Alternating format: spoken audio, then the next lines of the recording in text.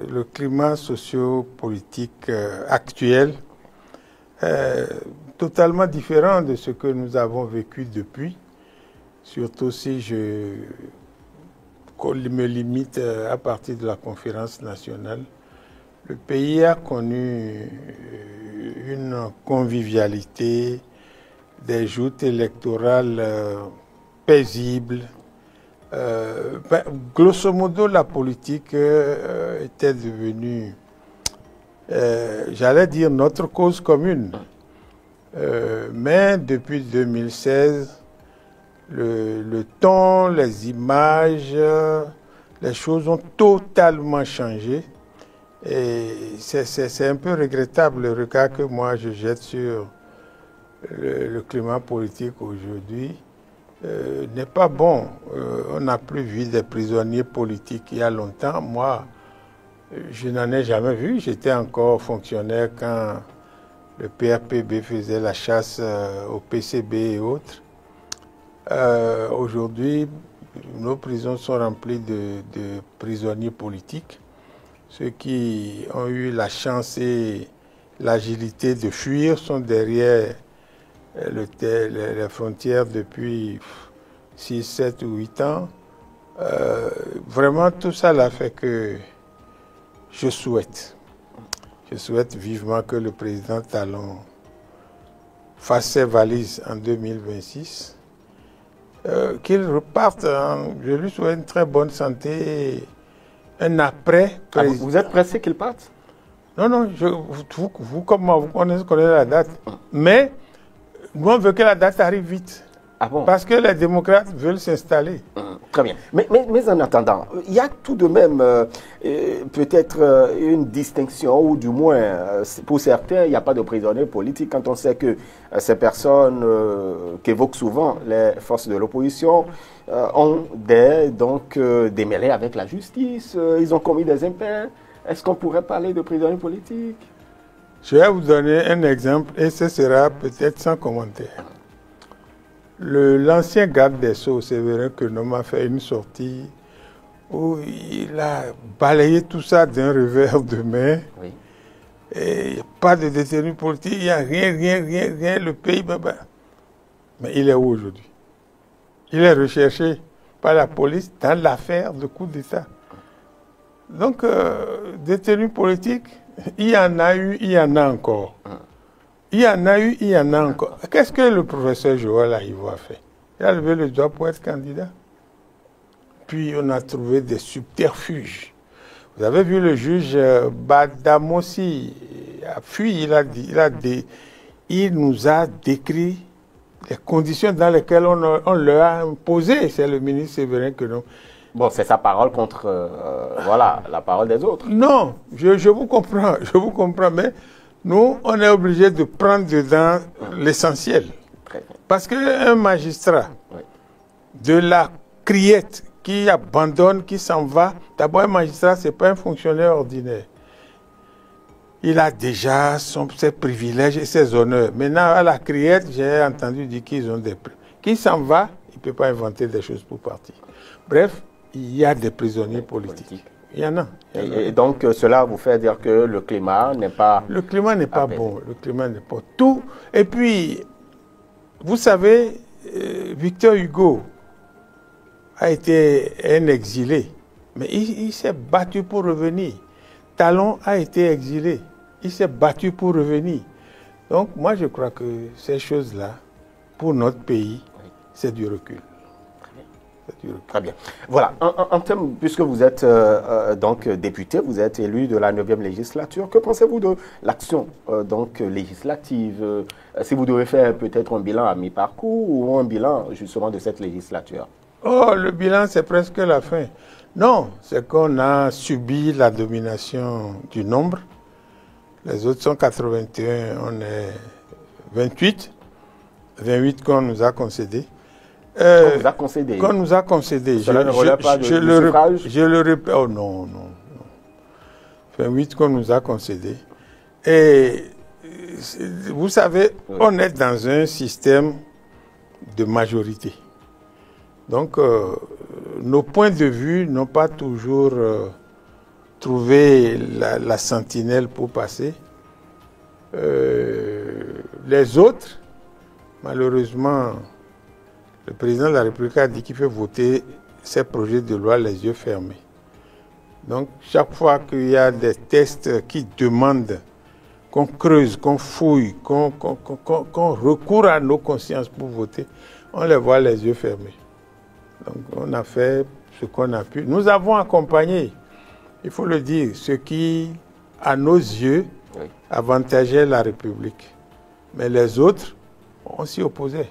Il y a tout de même certains qui estiment que vous êtes contre tout, presque. Non, non, non, je vais vous donner des exemples. Oui. Le premier budget de l'aide, de la rupture, c'est rupture qu'on appelle ça. Hein. Oui. Le premier budget a été voté à l'unanimité. Le deuxième, non. Mais le budget 2024, oui. moi j'ai voté pour. Donc on ne peut pas dire qu'on vote systématiquement. Il y a plein de lois. La dernière loi, qui est une grande loi, Vision 160, ça a été voté à l'unanimité. Quand c'est des choses qui arrangent la République, on ne s'oppose pas. Les démocrates, ce n'est pas pour brûler le pays. Ce n'est pas pour faire écrouler, non, même pas le pays. Les démocrates, on vote. Et les autres aussi. Ils font des votes de principe.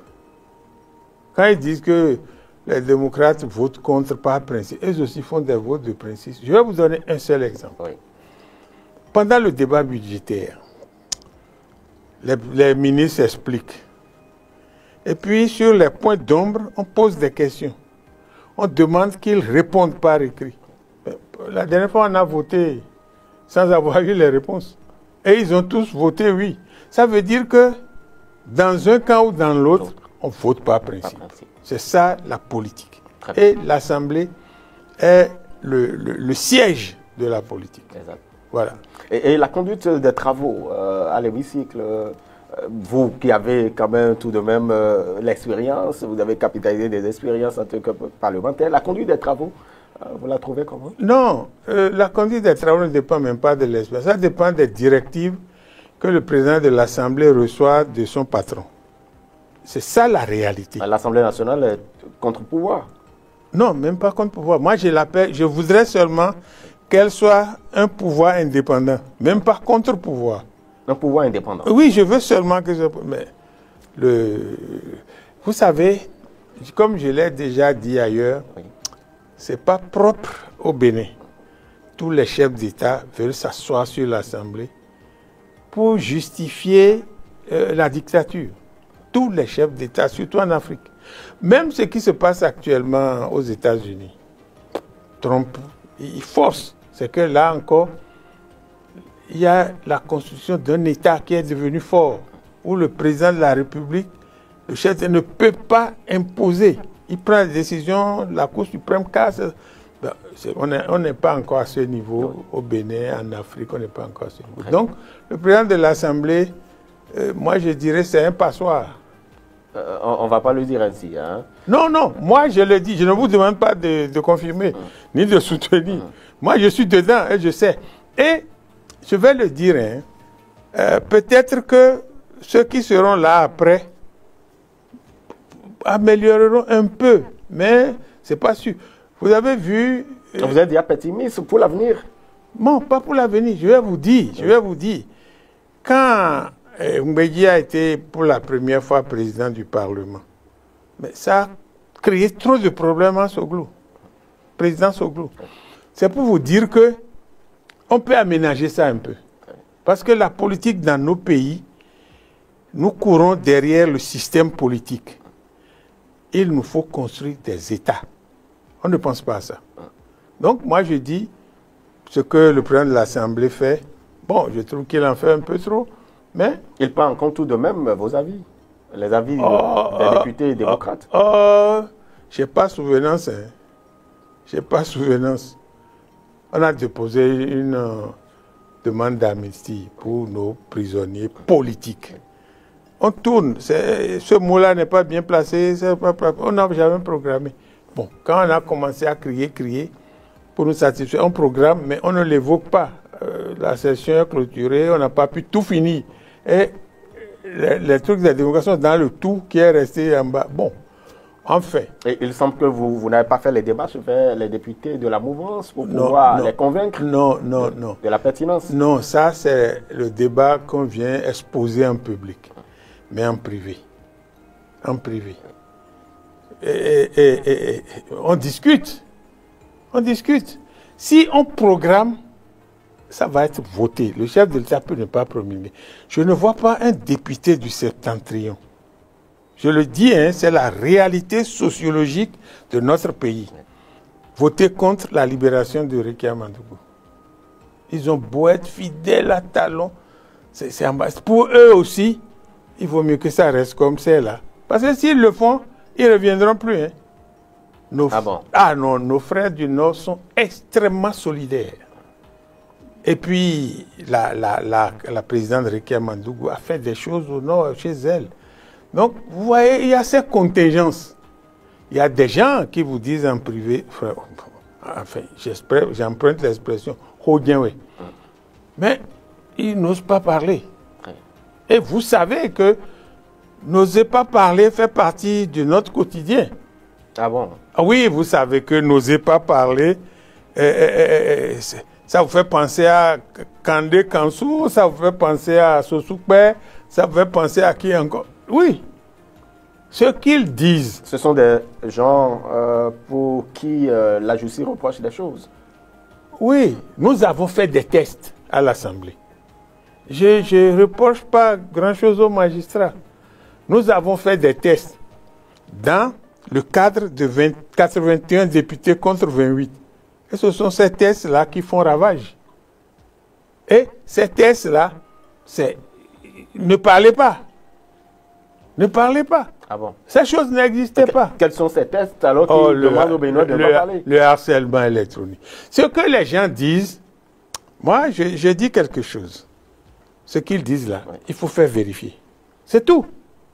Si vous ne vérifiez pas, vous dites, ah, la loi interdit, on ne veut pas entrer dans le fond, la loi interdit de dire ça. Et puis on prend les gens. Non, non. Quelqu'un qui dit, bon, moi je ne le dirai jamais, quelqu'un qui dit, Monsieur Kodjo est un voleur. C'est pas bon à entendre, c'est pas bon à dire. Exactement. Mais quand il le dit, demandez-lui pourquoi il dit Kodjo est voleur. C'est pourquoi on les appréhende, pour se faire entendre. Non, ils ont dit ce qu'ils ont dit, ils disent, ils répètent. Mais notre loi, partie de l'Assemblée, dit que c'est harcèlement. Point. Donc les juges disent, la loi dit que c'est harcèlement. Et puis ils appliquent simplement. Ils appliquent. Mais ils sont dans la logique. Je ne les trouve, je ne les condamne pas. Très bien. C'est pourquoi j'ai dit l'Assemblée là. Bon, c'est légèrement mieux que la 8e. Légèrement mieux parce qu'au moins on est là. On a une minorité de blocage, ça nous permet certaines choses de mettre le haut là. Voilà. Et de quelle législature rêvez-vous pour la 10e? Oh, d'une législative qui ramène la République au centre du débat.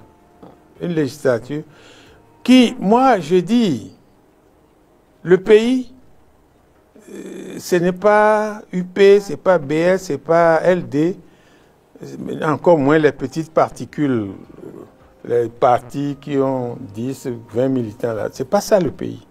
On n'a plus ça. On n'a plus ces partis-là. On a de grands ensembles aujourd'hui. Combien de partis il y a à l'Assemblée?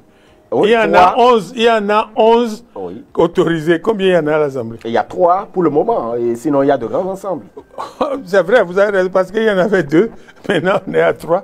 Peut-être d'ici 100 ans, on ira à 8. Mais moi, je dis, le problème n'est même pas là. Le système partisan, c'est une fausse histoire. Complètement fausse. L'ancien code électoral disait, si un parti n'est pas allé aux élections 2 fois de suite, il disparaît. Article 7, il suffisait de l'appliquer. Et l'autre chose très contradictoire, on a refusé les alliances de partis pour aller à l'Assemblée. Mais on crée des accords de... C'est des jeux de mots. On fait du surplace. Vous pensez que c'est une alliance déguisée? C'est une alliance. Quand on dit que vous pouvez additionner, c'est une alliance. C'est juste pour les élections. Mais pour les élections, c'est une alliance. Oui, c'est ça, j'ai dit, on fait du surplace. Il faut repenser notre politique. faut la repenser. Sinon, bon, qu'on le veuille ou non, on est en train de partir. Mais qu'est-ce que ça va devenir après? Il y a tout de même de l'optimisme pour la 10e législature. Bon, attendons qu'elle s'installe, qu'on voit sa configuration. D'abord. Oui. Très bien. Oui. Voilà. Merci beaucoup à vous, honorable Komlan Léon Arossi. Et vous parliez de l'ancien président, Nicéphore Dieudonné Soglo. Justement, vous l'avez vu visiter des infrastructures donc érigées sous l'ère de la rupture, le chic, en ce qui concerne également les logements sociaux. Vous l'avez vu encore sur d'autres infrastructures. Que pensez-vous justement de cette visite de l'ancien président Nicéphore Dieudonné Soglo? Oui, moi je crois que les sites qu'il a visités, moi j'ai pas pu les visiter, j'ai vu des images, c'est de belles choses. Mais qu'on aille prendre une voie, qu'on aille solliciter un personnage de cette trempe, pour ça qu'il ne peut pas tenir debout, pousse dans des roulettes, je trouve que, comme l'a dit son fils, c'est un peu manipulé. Et l'âge que le président Soglo a aujourd'hui, il ne l'avait pas il y a 5 ans, il y a 6 ans. Retournons à ses propos d'il y a 4 ans, il y a 5 ans. C'est totalement le contraire. On peut changer? Oui, d'accord, mais on ne change pas à cet âge-là. On ne peut plus changer à cet âge-là. Moi, il va m'être difficile de changer déjà à mon âge. Le président Soglo est mon père. On ne peut pas changer à cet âge. Donc, quand il disait ces choses-là, il critiquait, je vais capturer le président de la République. Mais on ne faisait pas la publicité autour. Maintenant qu'il est fatigué, il s'ennuie, il n'a plus son épouse, perd l'âme de la présidente Rodine Vieira Soglo. On le cherche pour le distraire. En fait, quand vous dites solliciter, c'est de sa volonté qu'il visite, justement, parce qu'il y a des amis qui l'appellent pour dire, mais ton pays a changé. Lui-même, il a donné cette illustration de Sofitel, par exemple. Des amis l'appellent et donc il a décidé de visiter un peu son pays, qui change. Vous dites qu'il a décidé. Moi, je dis qu'on le sollicite. Oui. C'est votre avis, votre point de vue contre le mien. Je sais pourquoi moi je le dis. Je sais. Le président Soglo a joué un grand rôle dans l'arrivée du président Talon au pouvoir. Le président Talon est comme le fils du président Soglo. Bon, s'il y a des brouilles, qu'il y a des malentendus, surtout notamment la façon dont on a brutalisé son fils, qu'il ne voit plus depuis des années. Bon, pour qu'il en arrive là, on est obligé de le solliciter. Moi, je sais. Bon, mais je dois dire aussi qu'il est un citoyen comme vous et moi. Exactement. Il fait comme il veut, il dit ce qu'il veut. Mais je ne trouve pas que... Je ne vois pas le vrai président Soglo là. Celui que vous voyez, c'est plutôt le citoyen? Non! Celui que je vois, c'est celui qu'on a appelé à la rescousse. Et donc vous pensez qu'il y a un brin de vérité dans ce que son fils a dit? Absolument. Absolument. Absolument. Il y en a. Parce que l'incohérence, c'est un peu lié à la sénilité. C'est tous les hommes, hein. C'est tous les hommes. Moi, quand je compare, j'ai eu des vidéos, j'ai comparé ce qu'il a dit il y a 4 ans, ce qu'il dit maintenant. Bon, mais c'est un citoyen. Il fait comme il veut, il dit ce qu'il veut. Voilà. Et quel est l'impact de ce qu'il dit aujourd'hui? Ça n'a pas d'impact. Ceux qui croient en tirer profit, ils ne tirent aucun profit. Ça n'a pas d'impact. Sérieusement? Non, ça n'a pas d'impact. Et ça n'a pas d'impact. Moi, je vois que ça n'en a pas. Et puis, son fils est venu renforcer le fait que ça n'aura pas d'impact. Voilà. À quand tout de même, on se pose la question aussi de savoir, à quand tout de même la visite de ces chantiers du président de votre parti? Oh, vous savez, il faut être clair, il faut être franc. L'ambiance entre les deux personnages n'est pas bonne. Je ne connais pas leur histoire. Je sais que le président Talon a joué un grand rôle dans l'arrivée du président Yahi au pouvoir. Comment ça a été géré, qu'est-ce qui s'est passé. Mais à les voir, on sent qu'ils ont une histoire que nous ne connaissons pas. Parce que quand le président Yahi Boni a été enfermé à son domicile pendant presque 2 mois, ça, ce n'est pas... Je trouve que ce n'est pas la raison d'État. Mais je trouve que c'est une raison personnelle. Mais qu'est-ce qui est amené à en arriver là, je ne sais pas. Mais entre-temps, les choses ont évolué jusqu'à ce que votre parti a été reçu à la présidence de la République. Il y a beaucoup d'autres contacts qui ont eu lieu. Oui, notre parti a été reçu à la présidence. Ça fait partie de la vie de la nation. Ce n'est pas ça qui règle les problèmes qu'il y a entre eux. Et puis, bon, ce qu'on a dit, est-ce qu'on en a tenu compte? La seule chose que j'ai retenue, c'est le truc du fichier qu'ils sont en train de faire. Le fichier électoral. Oui. Bon, le reste, et puis, on a demandé la loi d'amnistie. Le président nous a dit sur place que ça n'aura pas lieu. Donc, moi, je crois qu'ils ont un problème entre eux. Je souhaite qu'un jour, ça soit réglé. Quand vous dites un jour, c'est avant son départ?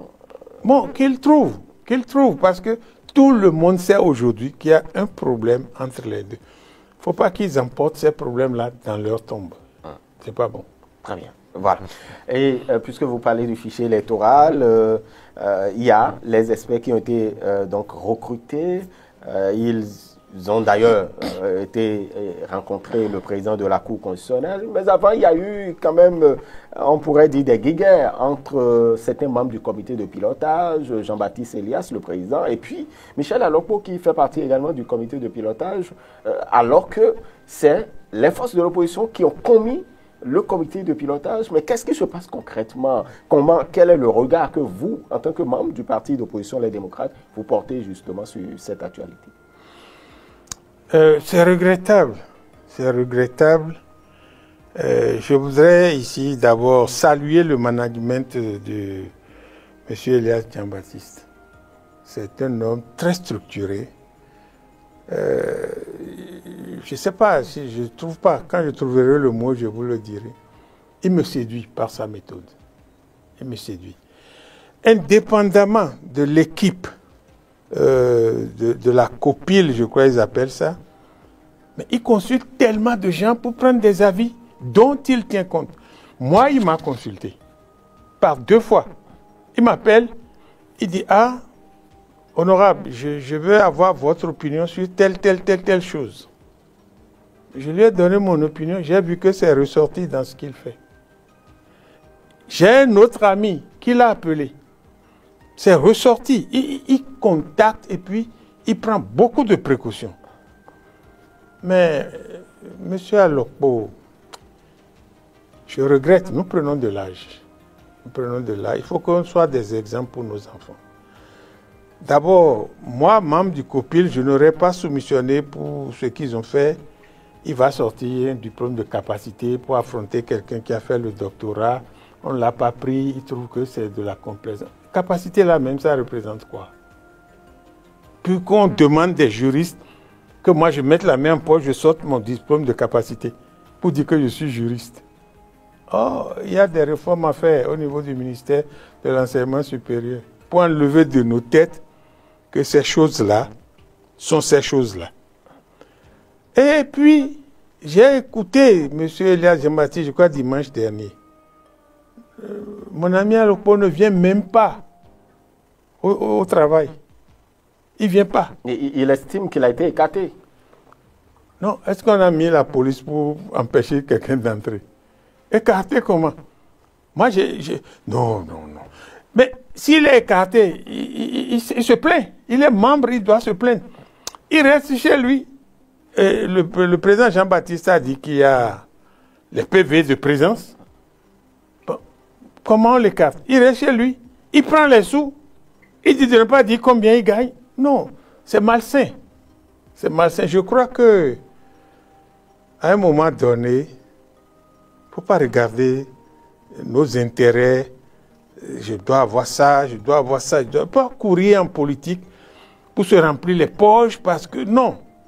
Non, on est arrivé à une étape où nous devons nous en aller, que nous le veillions ou non. Ceux qui ne veulent pas partir, la mort viendra les chercher. Il faut qu'on soit un peu plus exemplaire que ça. Ce qui, je l'ai entendu dire, c'est dégoûtant.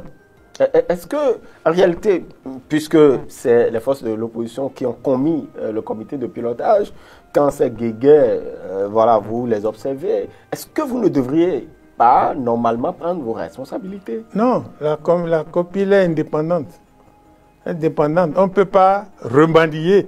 On ne peut, bon. Pas remanier, mais est-ce que vous avez rencontré les membres? Non, la copie n'est pas sous notre contrôle. Nous n'avons pas leur dicté comment ils vont fonctionner. Ils ont un règlement intérieur. Je crois de temps en temps, ils parlent avec le ministre de la Justice. Ils sont totalement autonomes. On ne peut pas aller. Et puis, je vais vous dire, hein, ceux qui sont bien nés pour la vie. Je n'ajoute pas le reste. Oui, si vous n'êtes pas bien né, vous n'êtes pas bien né. On peut pas faire autrement. Non, moi, j'ai sincèrement regretté ça. J'ai sincèrement regretté ça.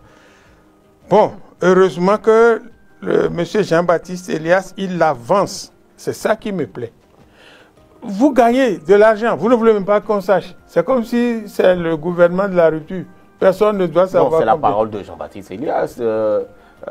Mais est-ce que M. Alokpo est venu sur votre place? Il vous a dit combien il gagne? Il est venu, mais bon, on ne lui a pas fait la question parce que c'était... Relancez, par hasard, dites-lui, est-ce que vous pouvez dire pourquoi vous communiquez? Non. Et puis, vous ne venez même pas, vous dites qu'on vous empêche, on empêche en faisant quoi. Et puis, il y a un autre Sénégalais qui a fourni de faux documents et qui attaque la copine. Non, je crois, moi... Si on n'est pas moralement résistant, tout ça vous déstabilise. Mais je félicite le président Jean-Baptiste. Je félicite. Il n'avait aucune raison de m'appeler. Il n'en avait aucune. Est-ce que c'est parce qu'il vous a appelé que vous approuvez? Non, non. Il va demander mon avis sur certaines choses. Je le lui ai donné. Il m'a dit que son esprit n'avait pas accroché ça. Et puis dans ce qu'il a fait, j'ai vu que c'est ressorti. Je vais vous donner un tout petit exemple. Je lui ai dit, il ne faut pas que vous recrutiez un comptable. Demandez au ministère des Finances de vous donner un comptable. Il a demandé. Parce que s'il recrute un comptable demain, ça peut poser problème. Mais si c'est un comptable public, il n'a rien à y voir. Bon, voilà un seul exemple. Il y a des choses. Et il les suit. Il les expose en plénière chez les autres.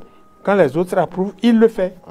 Moi, je trouve que, globalement, c'est un monsieur bien. Et puis, ce n'est pas parce qu'il m'a reçu. Hein, je le trouvais, dans ses interventions, dans ses propos, je le trouvais assez équilibré. Assez équilibré. Il n'est pas violent verbalement, mais ce qu'il a dit, rien ne l'empêche de le dire. Très bien. Et qu'est-ce qu'on peut attendre, justement du fichier de l'audit du fichier électoral? Aujourd'hui, les experts sont là, ils ont commencé justement. Moi, je crois que on doit en attendre quelque chose de bon. Quand je dis quelque chose de bon, non pas parce que on trouverait que le gouvernement, le régime a fraudé, le régime a fait ça, mais les histoires de correction. Moi, je suis... je vais dire que je suis politicien. Et j'ai des électeurs qui n'arrivent pas à voter parce qu'ils se sont perdus dans les bureaux de vote. Si on peut retrouver tout ça qu'on corrige, et comme ça se passe, je crois qu'on va les retrouver. Des gens qui ont un bureau de vote à 100 mètres, à 200 mètres, mais qui retrouvent leur nom parfois à 5 km. Et puis, qu'est-ce qu'ils gagnent à payer les étudiants pour aller voter? Non. Moi, je crois que ça va nous aider. A-t-on besoin forcément de l'audit du fichier électoral pour le faire? Est-ce que l'ANIP ne pourrait pas le faire, la Sénat? Parce que pour certains, on n'en a pas besoin. Non, ils se trompent. Ils se trompent parce que les gens qui travaillent, c'est l'ANIP, la Sénat n'a pratiquement rien à y voir. Les gens qui travaillent là-bas, comme l'a dit le président de la COPI, ils ont un seuil de fatigabilité. Et Dieu sait qu'ils sont surchargés. Quelqu'un qui veut écrire né en 1980, qui se trompe, qui met, au lieu de 9, il met 8. Mais né en 1880, il est vivant là maintenant. Et puis, après, on trouve que son père est né après 1880. Non, il y a de petites choses qui sont liées à la nature humaine qu'il faut qu'on corrige. Les noms mal écrits, et ce qui est sur votre carte d'électeur ne correspond pas très bien à ce qui est sur la liste où vous voulez marger. Moi, je crois que c'est de petites choses qu'il faut qu'on corrige. Et je crois que malgré les petits problèmes que l'on tente de créer à la COPIL, je crois qu'ils vont faire l'essentiel.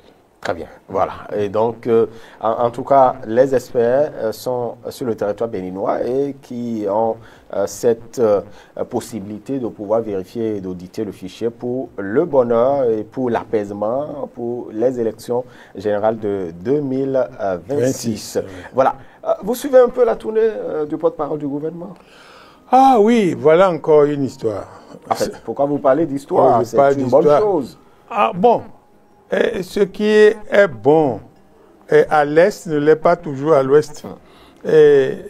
Bon, il est sorti du palais. Je crois que sa tournée, ajoutée à ce que font les prétendus ministres conseillers.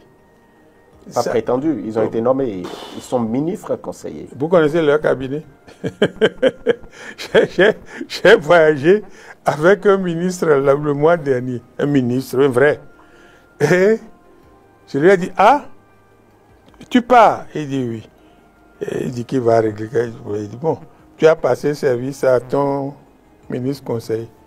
Il me regarde, il dit, c'est ministre ça. Bon, ce sont des confidences en privé. Oui, mais c'est pour vous dire ce que les gens pensent de ça. Bon,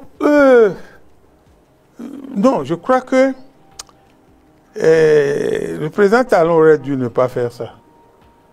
Parce que ça consomme de l'argent, ces choses-là. Ils vont être payés 5 millions, 6 millions, 7 millions. Ils ont voiture, ils ont bon d'essence, garde-corps, chauffeur. Ils ne sont pas inactifs. Vous les voyez sur le terrain. Qu'est-ce qu'ils font? Ils sont en train, vous les voyez, par exemple, le ministre en chef des infrastructures, vous le voyez en train donc, de vérifier un peu, de contrôler un peu les infrastructures. Voilà, il y a beaucoup d'autres ministres conseillers. Il y a un directeur des infrastructures. Qu'est-ce qu'ils font qui était en rade que personne ne faisait? Je vais vous donner un exemple. Il y a un ministre conseiller qui, quand on a corrigé le bac, se promène dans les centres de correction du bac. À quoi ça sert? Pour vérifier si tout marche bien. Mais depuis là, le bac n'a jamais marché. Et puis, ministre de l'enseignement supérieur, mais on a un bon ministre, la dame. Moi, je trouve que c'est un bon ministre qui couvre. Bon, enseignement secondaire, il y a eu quelque chose de turbulence. Bon, la dame à qui on a confié, je la trouve calme, posée. Et les contacts qu'elle prend. Et puis on va mettre on met des gens qui les dérangent, qui se prennent pour des ministres, qui les dérangent. Il ne les dérange pas. Il les dérange. Parce que le ministre n'a toujours pas le temps d'être sur le terrain. Pourtant, le ministère tournait. Directeur de cabinet, directeur des ressources. Non, je trouve que ces choses qui arrivent font un peu... C'est des signes que le gouvernement... je ne dirais pas en désarroi, c'est un peu trop fort, mais que le gouvernement est en train de chercher à remonter la pente. C'est comme ça vous l'interprétez? C'est comme ça, parce que le ministre, le porte-parole du gouvernement, c'est vrai, hein, la vie lui sourit, il court derrière la vie. En réalité, les populations ont besoin d'avoir une certaine idée de ce qui se fait, pour leur bien-être. Et donc, le porte-parole du gouvernement se déplace pour pouvoir échanger avec les populations. Mais et tout ce qu'il dit à la télé, là, tout ce qu'il dit à la radio, ORTB, là, ça va jusqu'à Malanville. Moi, j'ai travaillé là-bas, je captais. Bon, les déplacements là, ça a un coût. Bon. Ah, donc, c'est le coût qui vous dérange? Non. Non, j'évoque les coûts parce qu'on a des choses qu'on n'arrive pas à faire. On a des choses que l'argent peut faire qu'on n'arrive pas. J'évoque ça. Et puis, je disais tantôt que, bon, la vie lui sourit, il court derrière la vie, mais faisons attention que la vie ne court pas derrière nous après, parce que je trouve qu'il en fait un peu trop. Et puis, comment? Oui, le langage commence à être sans égard. Je le dis. Je le lui ai dit, moi-même, j'ai dit, mais parce que j'ai dit certaines choses sur lesquelles tu n'es pas d'accord, tu as appelé à mon assassinat. Ah, il a appelé. C'est sur les plateaux. Moi, mais je n'invente pas. Hein. Je le lui ai dit, enfin, il dit, c'est pas bon. Il m'a dit que c'est passé. Mais je trouve que... En fait, les mots utilisés, qu'est-ce qui vous fait dire qu'il a... Il a dit que dans certains pays, j'aurais disparu. C'est pas bon à dire des choses comme ça. Dans certains pays, j'aurais disparu. Bon, moi, j'ai l'âge de mourir. Hein. J'ai des gens qui sont morts à 20 ans, à 30 ans, à 40 ans. Moi, j'ai dépassé l'âge pour aller être candidat aux élections présidentielles. Je pense... Bon, il ne disait pas que vous allez disparaître. Il dit dans certains pays, il compare que peut-être la gravité des propos que vous avez tenus. Monsieur le journaliste, je vous comprends.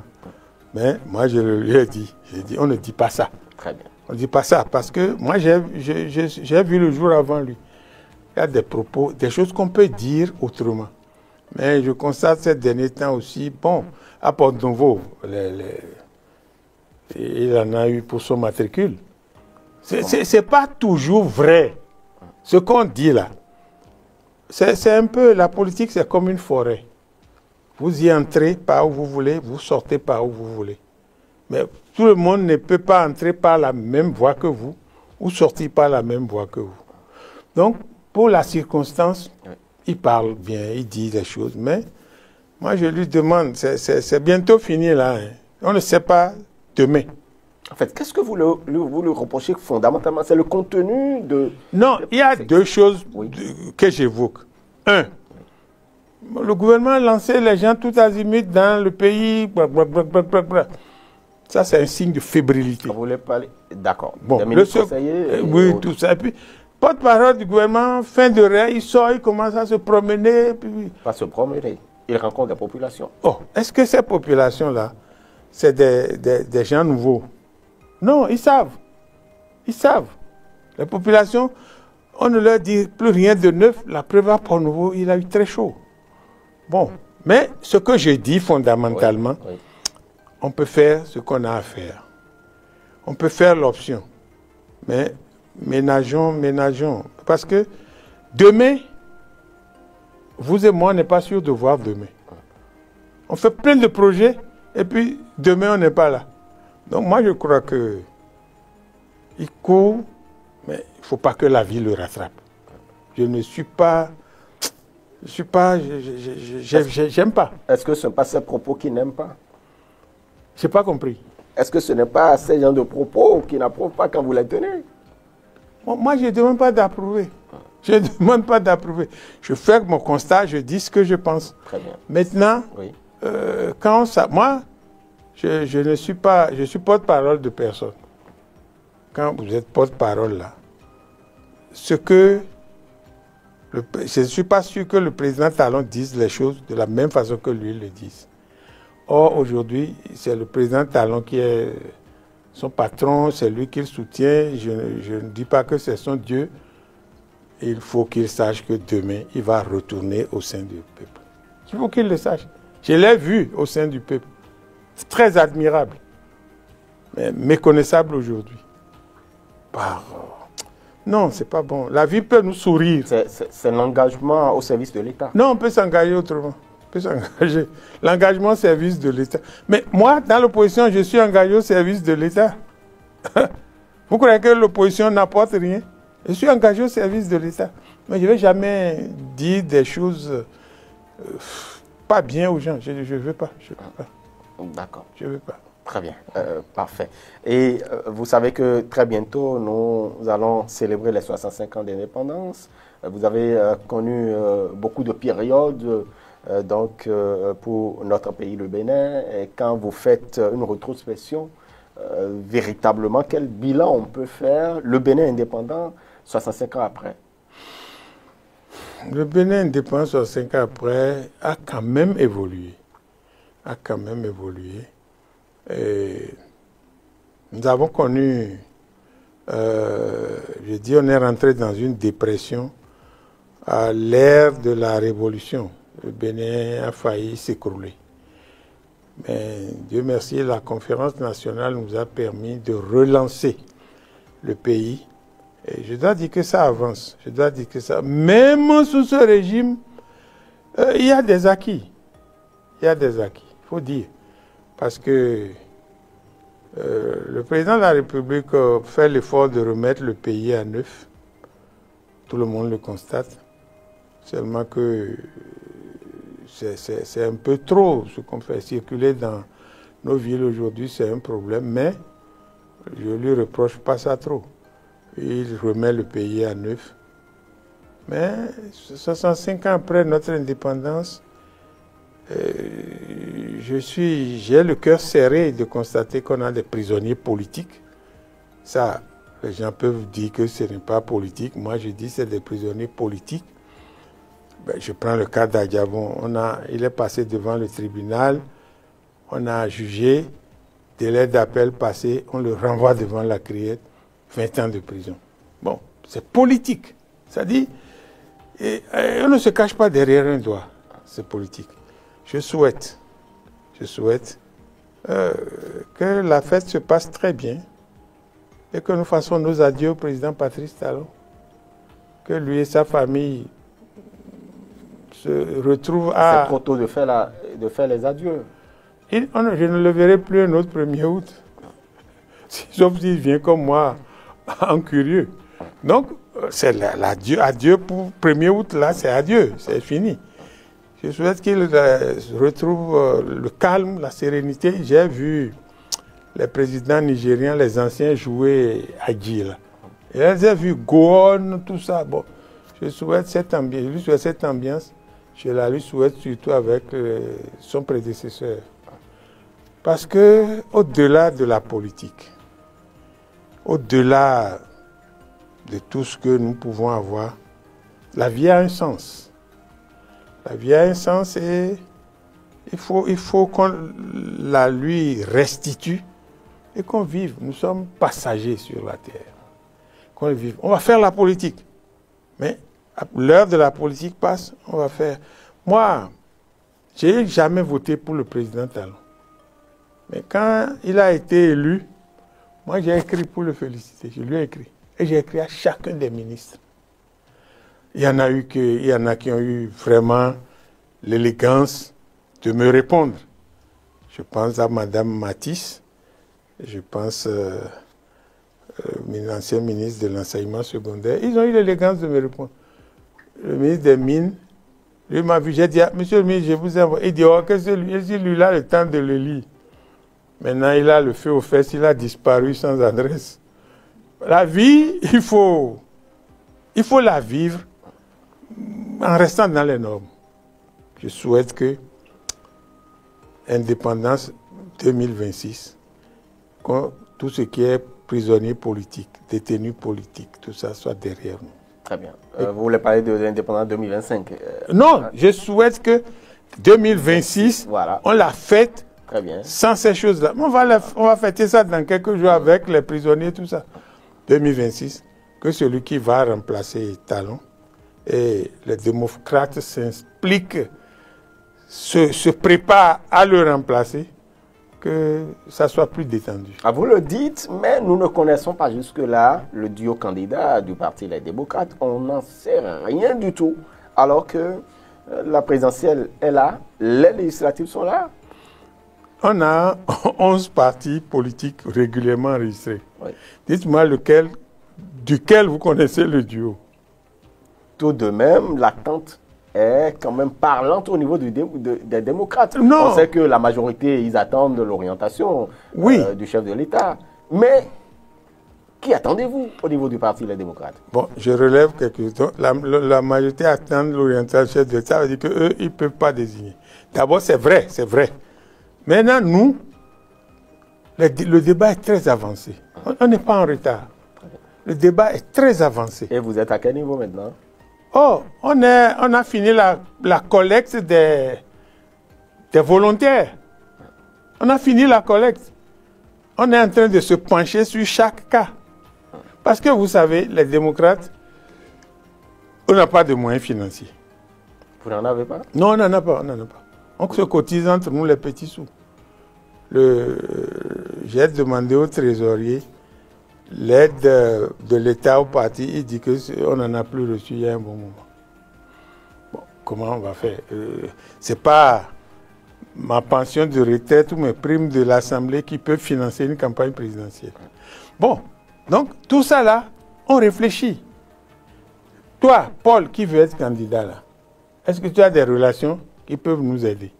Toi-même, est-ce que tu peux? Est-ce qu'il y a des questions qui sont sur la table? Il faut qu'on les règle.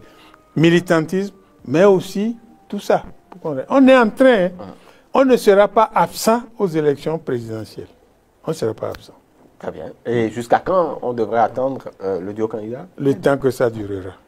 C'est-à-dire, on n'en sait rien. Ah non, non, moi je ne peux pas vous dire. C'est un travail de comité. Moi, je ne suis qu'un membre du comité sur la vingtaine ou 25 que nous sommes. Moi, je ne peux pas dire quand, parce que chaque jour, il y a un autre problème qui vient, un problème pertinent qui se pose, qui arrête, on tente, on débriefe, on règle et on avance. Donc, non, soyez patients. Oui. Vous l'aurez, comme dit l'adage vulgaire, la patience est un chemin d'or. Très bien. Oui, oui, oui. Et quelle est la voie du président du parti dans le choix du duo?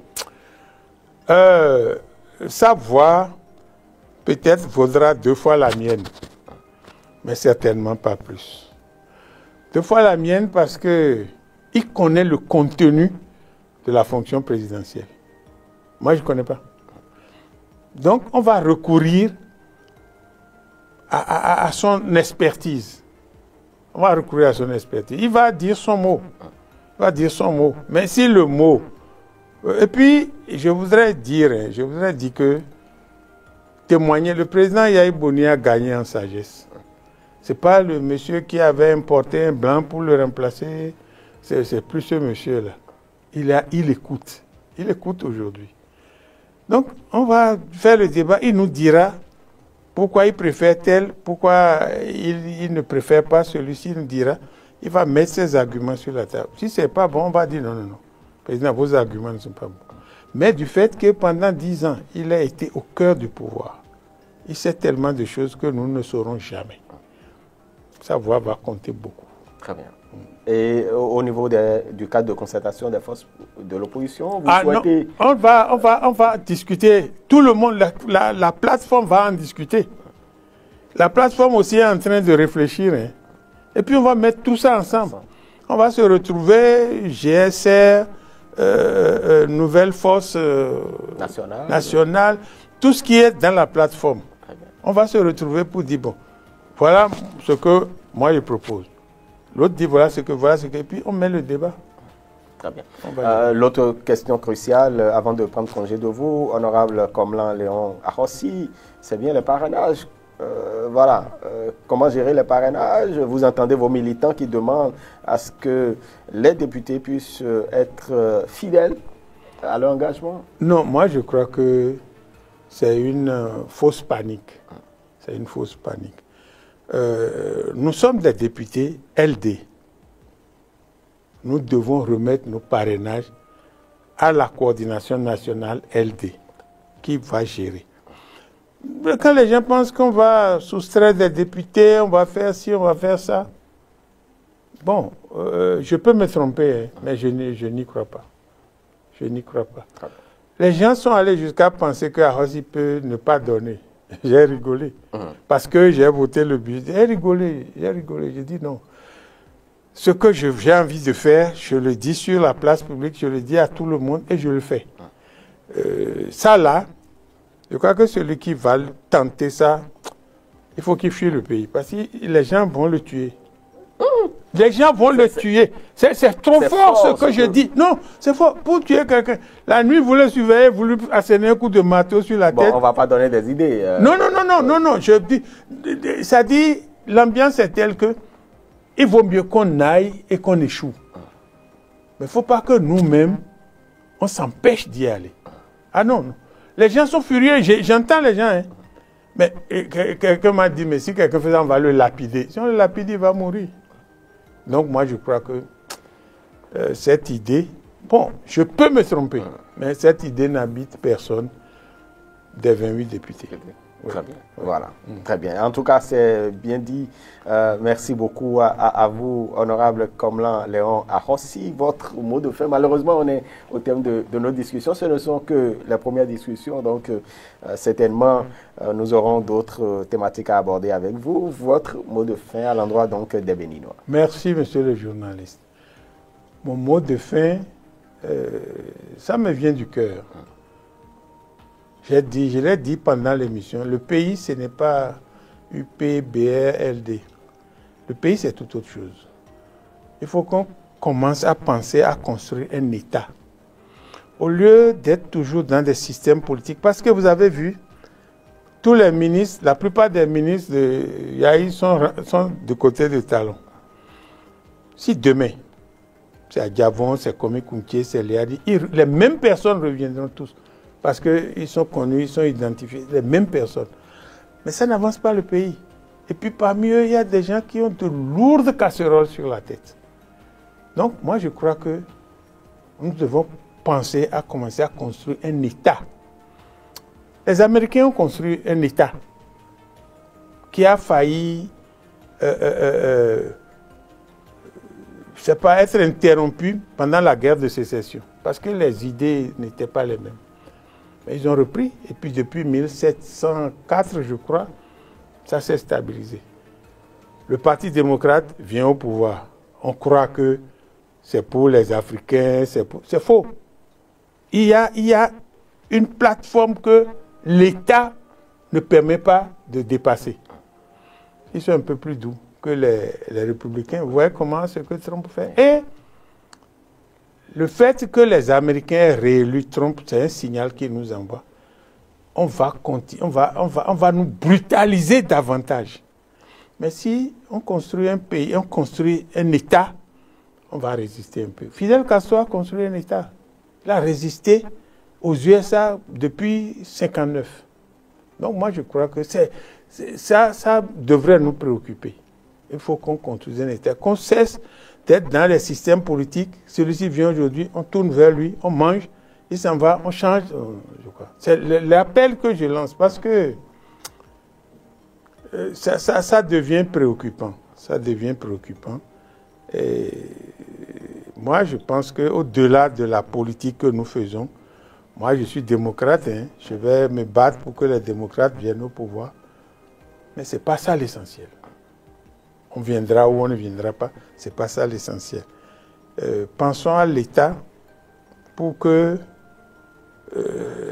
un ministre ne se lève pas pour dire mettez-le sous mandat de dépôt.